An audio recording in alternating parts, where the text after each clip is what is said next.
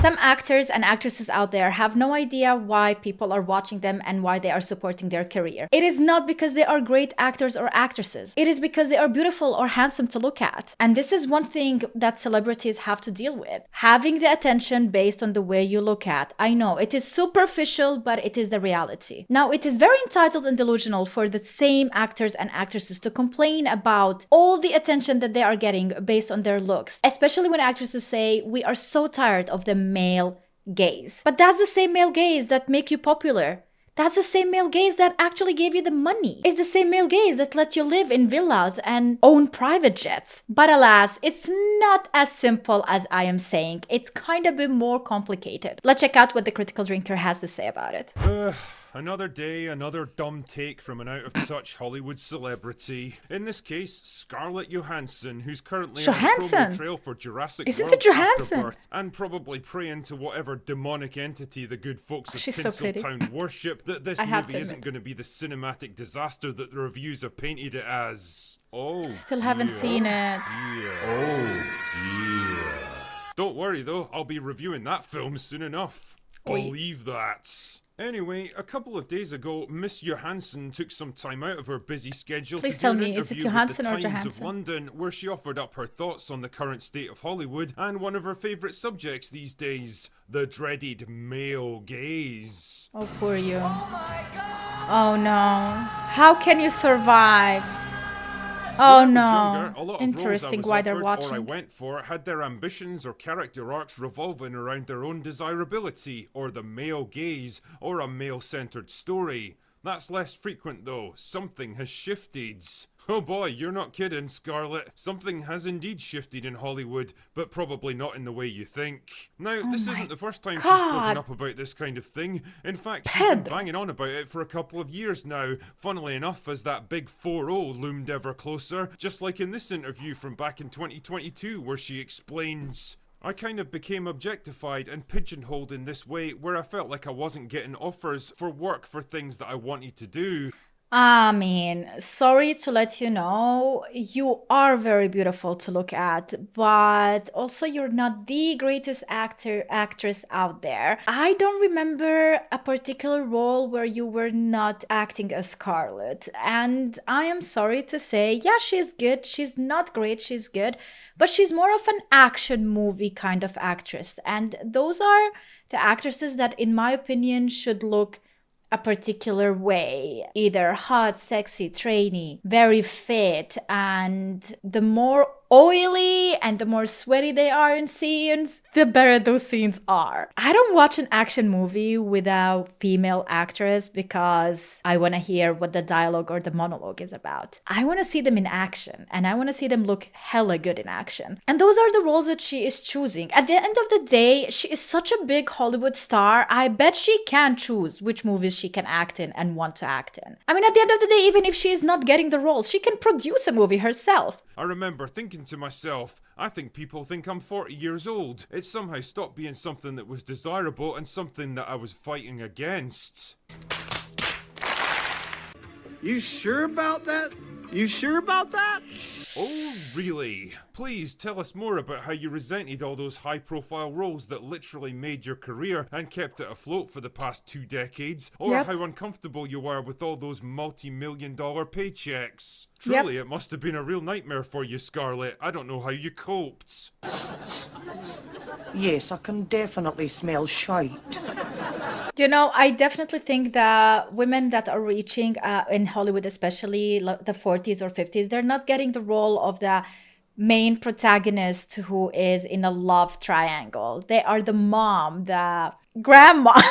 So I definitely do understand why they don't want to be called a MILF or a GILF in those movies, and they want to be the main protagonist. But unfortunately, age does matter in Hollywood. Not to impugn her acting ability or anything, but do you really think she would have had the career she's had if she looked like this?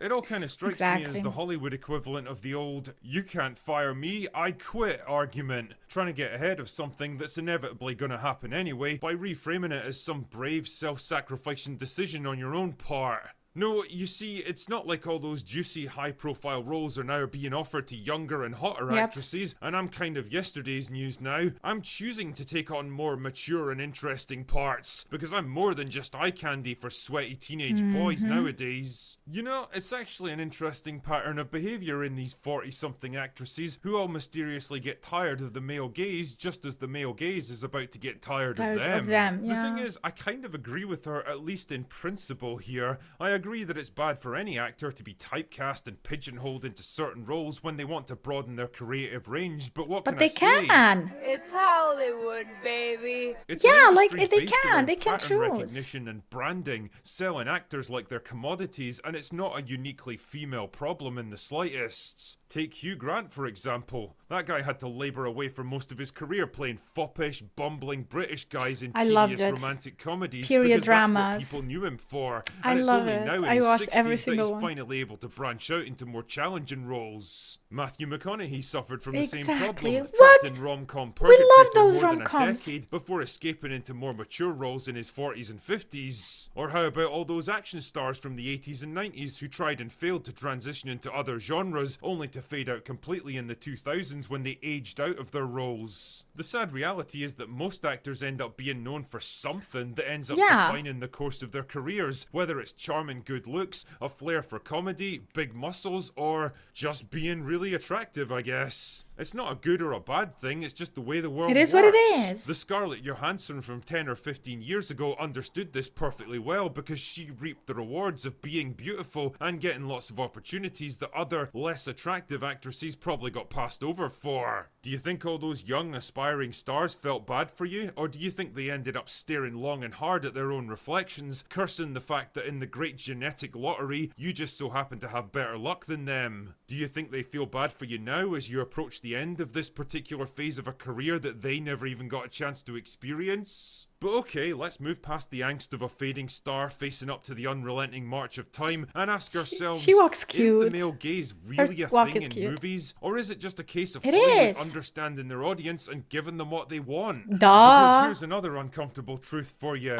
Us humans enjoy looking at attractive people. What?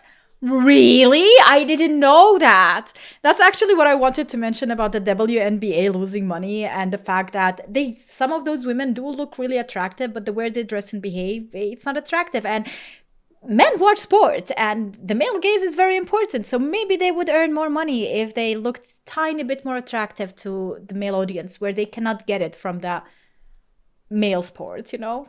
Things that are different. It's crazy, I know, but there's a reason why the biggest and most successful movie stars throughout history tend to have been easy on the eye. It's because we're attracted to them, whether we want to admit it or not. There's a reason why male and female stars work so hard to stay in shape. We like looking at all those tanned, sculpted bodies. It makes us feel good. It's aspirational. Is it realistic? Not really, but deep down we don't really want it to be. Yeah. Reality is beer guts and unwanted body hair and disappointingly pale, sagging flesh. If we want to look at shit like that, we only have to look in the mirror.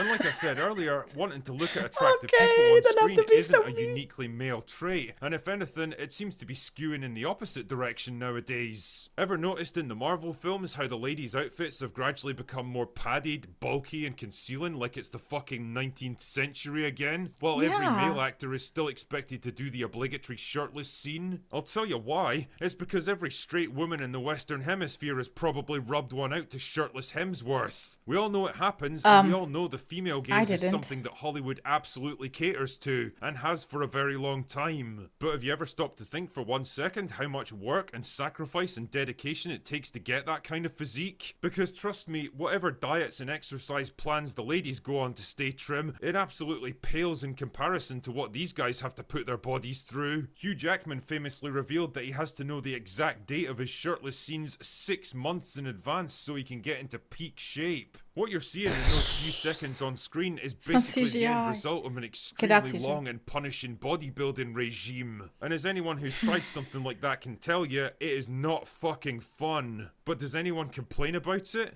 Not really. There's no outrage, no accusations of exploitation, no complaints about the female gaze. They just kind of get on with it because they know it's expected of them. So I guess what I'm trying to say with all of this is that generally being a movie star means you're in the business of looking good, whether you want to or not. It's not really about a male gaze or a female gaze, it's a human gaze. Yeah. We like beautiful people, and if you're lucky enough to be one and reap the rewards and opportunities that come with it, well, maybe don't expect the rest of us to feel too sorry for you when it's all over.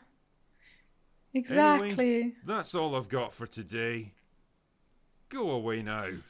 Well, I guess she didn't get the opportunities she wanted when she started working again. And it is what it is. You know, as he said, new male actresses and actors are taking over because they are younger, more beautiful, something fresh to look at. So, of course, it is much easier for them.